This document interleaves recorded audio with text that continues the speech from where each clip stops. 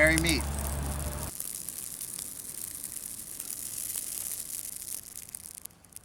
I'm pleased to be speaking with you. The ancient Druids did not keep a written history or doctrine. They spread knowledge and wisdom through oral traditions. I imagine many tales and histories were shared through a fire like this. This is a more appropriate an introduction than what you may read in books. Look into the fire. See the wonder in the flame, just as people have done forever. Fire gazing is timeless. Looking into this flame, or with your eyes closed, let your mind's eye take you into a natural space, a sacred grove. Like the flame, this place is timeless. See yourself in this space. Look around. What do you see? Are you in a tall, dark forest with deep, mysterious shadow? Or are you in a clearing that lets the sunlight trace a large circle on the ground? Is the air still, or do you feel a breeze? Do you hear a brook or stream? Is there a body of water near? Maybe you feel a soft rain. What can you smell? Have you brought the fire with you here? This place is your own, but it has been visited by many before you. This is one connection we can draw between ourselves and Druids through all time. Nature is a sacred space, and we carry our own piece of it with us.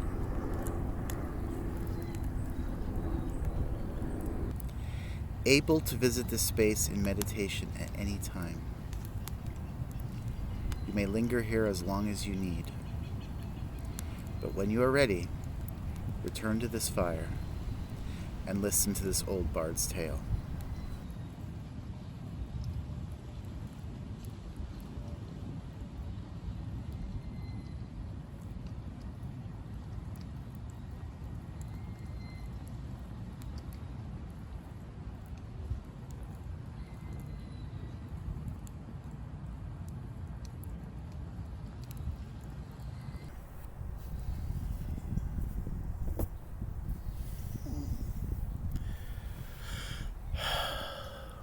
Back through our prehistory, animistic and shamanistic practices are spread throughout Europe. This is when the great stone circles and megalithic structures were first built. Little is known of these practices, but our imaginations have created some wonderful and fantastic myths of their origins. Some tales tell of sleeping giants, protectors of the land, who are buried under these megalithic structures and sacred mounds, who will rise up in defense of the land again someday. One myth describes Druids as the ancient magicians of Atlantis. When Atlantis sank, they escaped by boat and spread out into Europe and America. This is used to explain some similarities between the religious practices of Druidry and many native cultures. And most of us know some of the Arthurian legends. Tales of King Arthur and his Druid companion, Merlin. We could spend a lifetime sharing ideas and weaving tales, and there is great value in it. But I would like to start with what we know, and here is some history.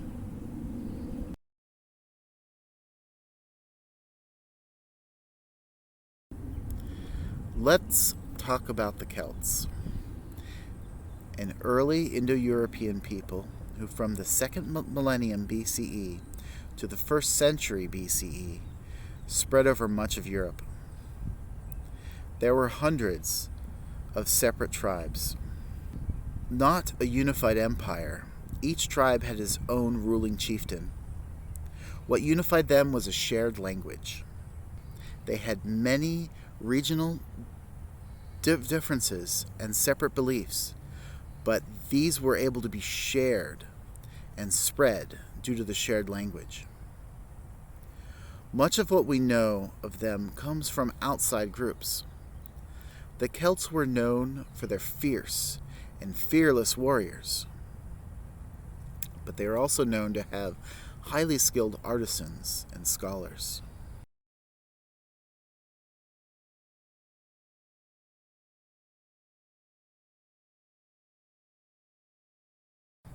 Gradually, by around 400 BCE, Druidry became a highly organized religion. The Druids left no written accounts.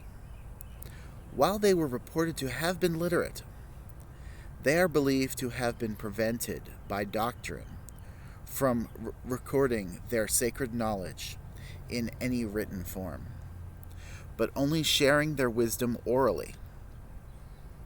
What we know of their belief and practices are attested in some detail by their contemporaries from other cultures, such as the Romans and the Greeks. We believe Druidry was organized into 3 grades: bards, ovates, and druids. In Celtic culture, bards were musicians, storytellers, highly valued for both entertainment and education. Bards are more than storytellers and verse makers, music composers. They're also oral historians and genealogists. Vates, or ovates, according to the ancient Greek writers, the Vates had the role of healer, seekers, and performed sacrifices. According to Roman and Christian interpretations, they would administer human sacrifices under authority of a druid. Although you have to take into consideration the source of this information. Druids were the upper class of scholars.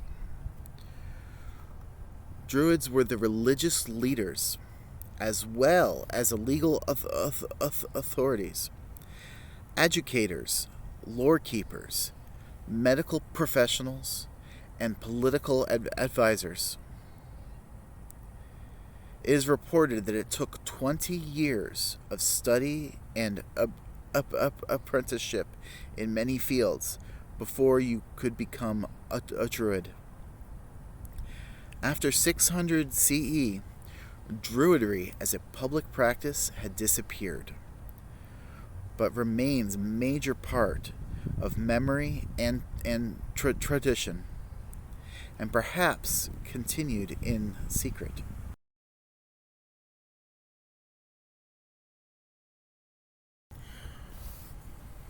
Modern Druidry. Druidry has had a resurgence in modern neo-paganism.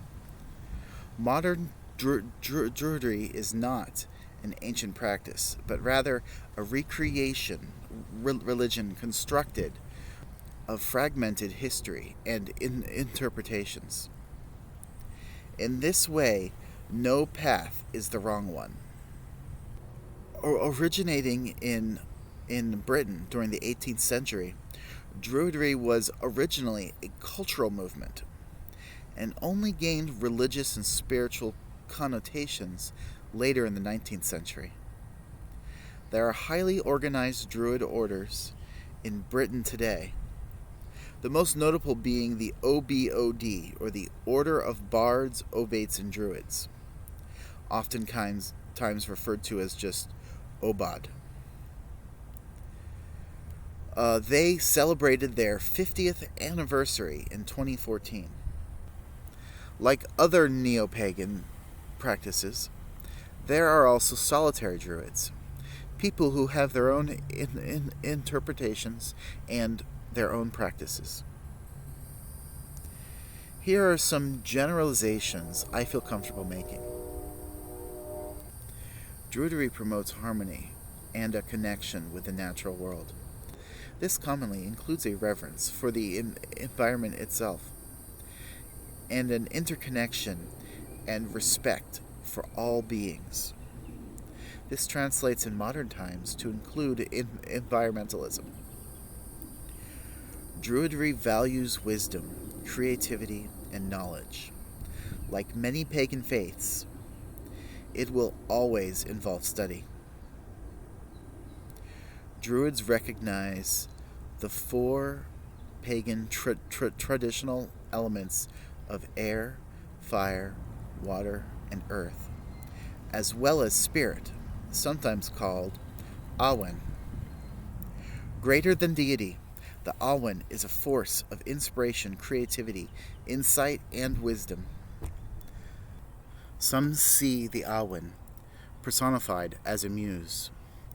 Others see Awen as a primordial force, the flowing essence of life.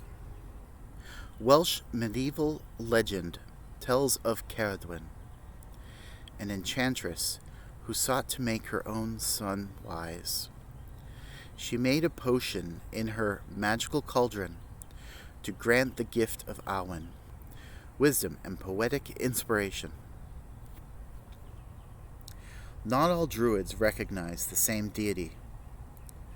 So far you may have noticed that I have not introduced any Druidry gods.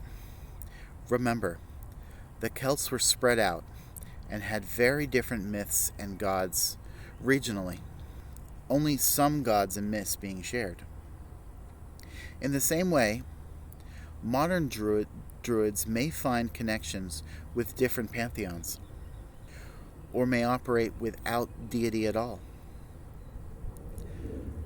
The divinity of the Celts were not defined by a singular quality, such as a love goddess or the god of war, but more of the nature of well-rounded humans who have areas of special interest and skills. In this way, they do not correspond directly with other pantheons, such as those of the Greeks and Romans. There are too many for me to give a comprehensive overview of all the Celtic gods and goddesses here, but I would like to highlight some. Many of the well-known myths are Irish, including the tales of the Tuatha De Danann. The Tuatha De Danann is a primordial family group of gods in the Irish myth. Tuatha De Danann means peoples of the goddess Danu.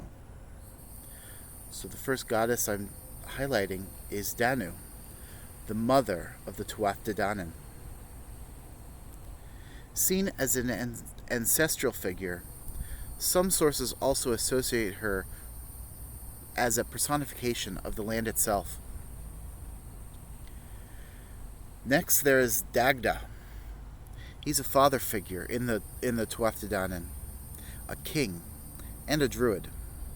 He is associated with fertility, agriculture, manliness and strength, as well as magic, druidry, and wisdom.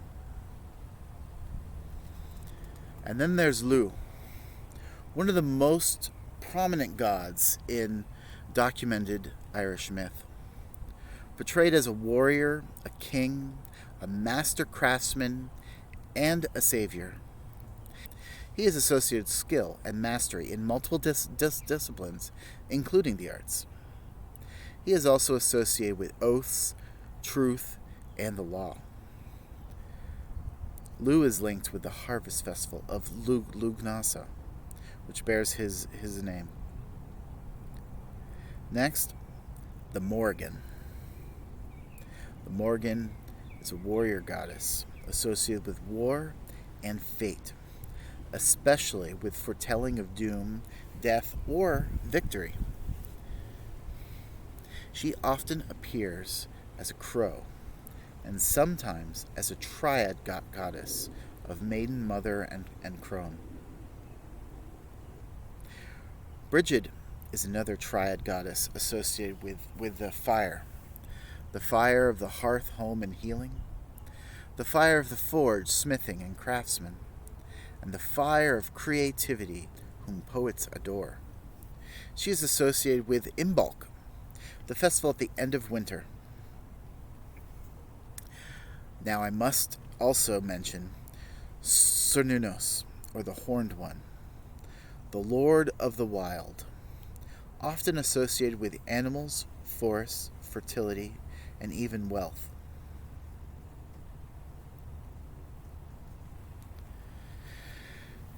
So how do you get started as a druid?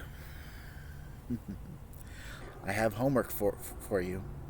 I've organized a few practices you could adopt to see if the path of druidry is one you would like to follow. First, visit your sacred grove. Visit it in meditation. Make a regular habit of it, but also call upon it whenever needed. Start a journal, specifically for your journey with nature. If you already have a diary, or if you keep a book of shadows, this is separate. Reflect on your meditations. Write down what comes to you in your grove or in other contemplation. Get to know your environment. Go for a walk and be mindful of where you are and what you see. This is not a brisk jog for exercise. This is a visit with a friend. Be mindful by noting to yourself what you experience with all of your senses. With your sight, note colors. Notice light and shadow. With your hearing, hear the crush of gravel underfoot and the rush of wind in the trees.